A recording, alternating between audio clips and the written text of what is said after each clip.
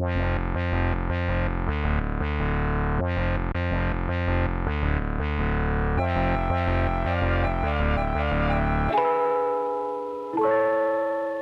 everyone, it's me Hallease, endeavoring to persevere as always. If you're new here, I make videos about my chaotic good life. Subscribe, follow, social media, blah, blah, blah, you know, but do it. So this is a Monday motivation video. I do these exclusively on my Patreon, patreon.com/Hallease, but every now and then I open them up to everybody else so we can all share in the love. So my business last year grossed over $120,000, and I use the word grossed, not netted. My business grossed over $120,000, and a lot of that is because of the type of content we produce. So for those of y'all who don't know, we do original content like the stuff you see here on my YouTube channel. We also create content that is not original to us, but we have been hired to produce it and finish it out. Things like what we did for PBS last year with Say It Loud. And then we also work with different local entities to create sort of branded storytelling type videos, instructional videos, things like that as well. So that's what Stumblewell does, and it's been really cool. We had a really good year last year. The things were happening so quickly though, I didn't ever actually really get to budget throughout the year. I just kind of always had a good idea of the cash flow in, cash flow out, all of that kind of stuff. So my business isn't very old. I didn't start working on Stumblewell full-time until June of 2018. So my business is only a year and a half old. It's quite young. So again, the fact that we grossed in 2019, really happy about that because my business is very young. But coming into 2020, I'm excited now because I basically have a full year of seeing what it costs to run my business full-time, including paying myself my salary. And now, knowing that information, I can begin to predict and project how much it'll cost to keep my business running into 2020. So in this video, I'm gonna show you the spreadsheet I've created so you can actually see what my salary is and everything I pay for to keep my business going. And I kind of just wanted to make this video to kind of demystify this for people. If you're interested in going freelance or starting your own production company or whatever kind of maybe sort of creative career you're thinking about getting into, I wanted to just kind of put this video out there so you can see that, here's what I'm doing. I find doing this really helpful because when you know the numbers, when you can figure things out and project, maybe I'm not a big time, huge business, right? It's mostly just me working with contractors from time to time, different DPs, editors, producers, etc. to bring in to help me with the work that we get. But for the most part, it's just me. I keep it really small and I try to keep it nimble. And I really like being able to see, okay, here's how much things are costing, because then I can begin to pivot. What I do is a very creative industry, and the reason why I even decided to start my own thing was to have more control over what type of projects I got to work on. So, if you can keep track of how much your company is spending, then that can help you pivot and be like, okay, I'm gonna take on this project that has a lower budget, but I'm okay with that because I know that I have a landing strip. I've stretched out my business's landing strip to be able to do that and just kind of see where this goes creatively, for me, because it feels very fulfilling. I know the numbers, especially if you're a freelancer, creative of some kind, I know figuring out the numbers can be super stressful and like you don't want to do it, but think about it this way. The more you keep track of the numbers with freelancing, being a solopreneur, creative production company, whatever type of thing you do, then that helps you be able to pivot and try new things and enhances what you're able to do creatively. So without further ado, let's get into this spreadsheet. Okay, so here is the annual budget breakdown that I have, and I'm gonna just kind of go through some of this so you can understand what are some of the things that I spend money on to keep my business running, so on and so forth. So this is the main overview. As you can see, I have the categories of the different things that I spend money on, and then I also have estimated based on 2019 again, what they cost for the year. And by the end of it, you can see that to run my business, it cost $64,641.86. So let's kind of go through some of this and kind of break it down. My salary, I pay myself $36,000 a year. And again, the reason for that is I want to make sure that I'm leaving cash flow in the business so I can do things that I want to do. The reason why I started my own production company was I wanted to work on things that I really want to work on, collaborate with people that I really want to collaborate on. And so to do that, I keep money in the business rather than paying myself a lot. And you know, for those of you that are thinking about getting into this and trying to figure out what your salary should be, just be very pragmatic about it. Some people, they really go full on destitute with it, and here's the bare minimum I need to live, and I'm leaving the rest of the money in my business. And also, if you have a partner, you know, these are the kind of hard discussions you need to have with them about finances if you're gonna start your own thing, and figure out just together, what does it cost for you and your partner to live your life? Or if you're single, what does it cost for you to live your life? And figure out what that is, and then multiply it by 12. Again, if you have a partner, you know, y'all need to come together and really hash it out and talk it out. I am married, so we sat down and figured out that for me, the bare minimum I need to make for a year is $36,000. So that way I am contributing financially what I am supposed to be to our family unit. And if you've watched other videos on my YouTube channel, then you know that we're trying to pay down his student loans, you know, we're trying to do other things, and so this is sort of the bare minimum of that. Then you keep going down, so Adobe Creative Cloud, you know, everything that my business does, Photoshop, After Effects, Premiere, all that kind of stuff, that is all part of Adobe Creative Cloud. I have I think it's the business membership, it's like $50-some a month. When I tell y'all, I was trying to hang on to my student membership pricing for as long as possible. Dropbox is how I work with the different contractors that I hire in with the production company when we have bigger projects. So sometimes I work with assistant editors or just main editors. Office rent, when I'm not working from home, which I usually do, I do also have a little co-working office that I'll go to just for my own personal mental clarity, get out of the office, see other people that are like-minded business people as well, maintain networking connections. I really feel like going to a co-working space adds a lot of value to my life, and I'm able to bounce ideas about my business off of other business owners. So I really like having a co-working space. Closed captions, all of these videos that you see here on this YouTube channel, I get them closed captioned so that way people who are hearing or sight impaired, or people who are watching my videos who don't speak English and are trying to learn, can have the closed captions to help with that. It's also another practical thing to do if you're thinking about being a creator on this platform, because closed captions also help with the algorithm as well. It can confirm that what it sees visually and what you're talking about is actually what you're saying.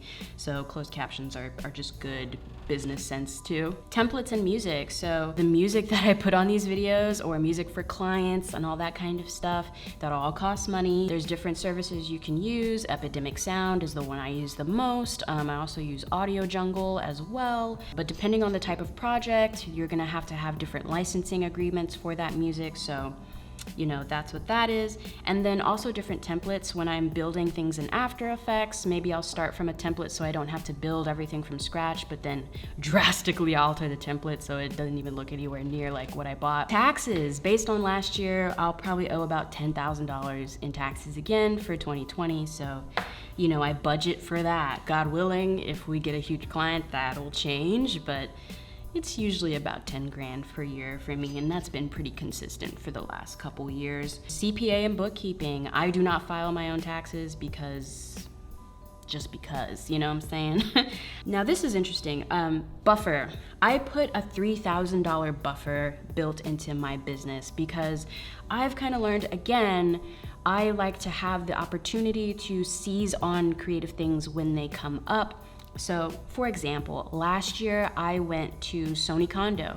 I was invited to Sony Kondo last year in Oregon, and I thankfully had the money to be able to go, to fly out, pay the fee, all that kind of stuff. And for me, that was a really, that was an opportunity to, again, to network with a brand that I use a lot of their stuff. You know, I wouldn't mind being a Sony artisan one day. Face-to-face contact. I find that even though a lot of what I do is predominantly online, meeting people face-to-face really does add that value. Also, I'm, again, based in San Antonio. When it comes to content creation in general, this market is a little bit smaller. So, you know, to get opportunities with bigger brands or anything like that, I usually gotta fly to a coast. I gotta go to LA for a little while, go to New York, or somewhere in between, Atlanta, things like that. So building in that buffer so you can kind of pivot and take on those opportunities when they come up is, I think, important. And I've set my buffer to 3,000, and then coming down even further, not to get too nitty gritty because I feel like this is probably gonna get boring after a while, but Frame.io is what we use to have clients review drafts of videos that we create. For those of y'all who don't know, Frame.io is a really cool service. It integrates seamlessly into Premiere and After Effects, and clients can watch it, and literally as they're watching, they can like circle things on the frame, they can put their notes, and it's all time coded. So then when we go back into Premiere or After Effects to edit it, we can like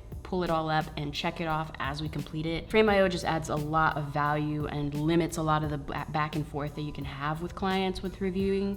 I highly recommend it if you are a freelancer in video, film, videography, editing, anything like that. Frame.io is like so awesome. Love it. Cannot say enough about Frame.io. You'll see that this is blank, but other, contractors, cost of goods sold. And I left this one blank because it can widely vary. You know, last year, again, we were working on a PBS show, so we were buying props. We were buying all sorts, like wigs and all sorts of stuff for that show in the beginning, so that would go under cost of goods sold. So like you get the contract, but you need to spend money on things to make sure that you are fulfilling what you are supposed to do. Now, if you go down though, here's where I break it down by month. And again, it's the same thing, but now I've broken it down, you know, take each category and divide it by 12 to see what it'll be for a month. And so each month, roughly it cost $5,386.82 to run Stumblewell a month, right? At the end of the month, you know, we're still in mid-January, so things aren't happening yet. I can then begin to type in and see, okay, here's what this cost, here's what that cost. I'm just throwing numbers in right now so y'all can just kind of see how this goes. You know, maybe this month we spent a little bit more on templates and music, you know, and you can start to see the variance. You can start to see, okay, I'm spending a lot on Adobe Creative Cloud, more so than I was before. Maybe I bought a few templates, maybe I bought a few fonts or a few templates through Adobe Creative Cloud, and so that's why it costs a little more this month, so on and so forth. And as you begin to tabulate, it'll show you what your actual is at the bottom for that month.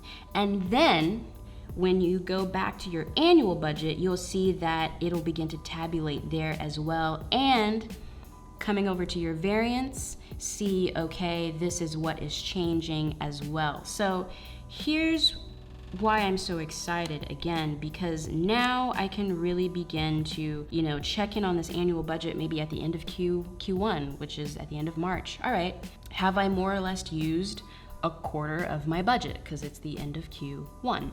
Have I gone over? Have I gone under? Now you can begin to sort of understand and strategize, okay, I maybe need to reach out to more clients and get some more cash flow going because I'm consistently going over budget and a lot of things, you know.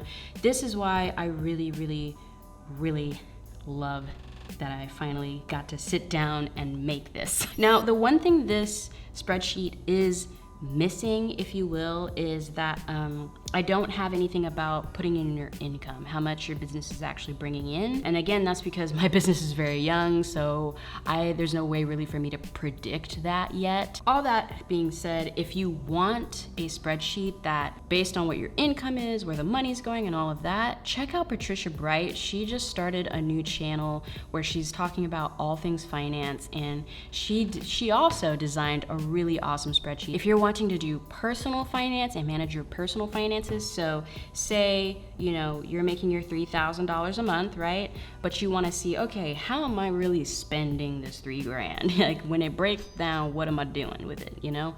Check out Patricia Bright's video on that. It's a really great video. I will link to it in the Eye of Sauron and below. If you are interested in getting this spreadsheet, Patreon producers, this spreadsheet is already available to you on Patreon. Head over there, patreon.com/Hallease, and in the description of this video on Patreon, and in there is a Google Sheets version of this available to you. Copy it and download it and begin using it for yourself. Likewise, if you are watching me and you aren't part of my Patreon and you want this spreadsheet, go sign up literally at the $2 level. So basically you get the spreadsheet for $2 and then in a month, shut it off. I hope you'll stick around though, because I really enjoy having this community of Patreon producers. Y'all are basically my board. You're my focus group. Y'all get to see all the content I produce ahead of everyone else. And it's just really awesome to have this collaborative community of people. And this is why I do the Monday motivations, to make sure that I am paying it forward and y'all are getting something out of it too. If you're interested in getting the spreadsheet, again, patreon.com/Hallease. I hope this video helped. I hope this helps you to kind of begin to separate yourself from the business, right? Think of yourself more as an expense of your business rather than it just being you. Really think about it, not in terms of like, I have to figure out the numbers, but think about it more in terms of when you have the numbers, you now know when you can flex creatively, when you need to rein it in and just take on that client just to get the cash flow back up. It starts to give you a definitive why of everything you're doing, which can really change the game when you're trying to have sustainability in your creative career. Take those calculated risks because you've actually done the calculation, so you know what the risk is. I will say, as one more aside, for me, just so y'all know, I'm gonna speak it because I'm all about manifesting things. For me, my goal salary is $75,000 a year. I really want to hit that because I know if I'm making $75K and that's what I'm taking home outside of my business and still running it smoothly, and the business itself is still profiting as well, if I'm doing that, then that means I've really figured out a good strategy of longevity, of sustainability, and I've also figured out how to manage my business very effectively. If I can consistently pay myself that much, I'm doing really well. And I know if I'm paying myself that much, then there's enough cash flow for me to really experiment with my creativity. So maybe it's about taking 6 months off from working with clients to write that original screenplay. So then I can do that worry-free. Another thing I want to do is maybe start another channel here on YouTube, but really put production value into it and like really try. When you have the numbers like this, you can begin to sort of figure it out for yourself and make those strategic moves, you know, and really have a sustainable career, which is what I want for all of us. I want all of us to have sustainable careers. Again, if you're new here, I'm Hallease. I make videos about my chaotic good life. Subscribe, follow, social media, like the video. Y'all know the drill. Y'all know the thing. And I'll see you when I see you.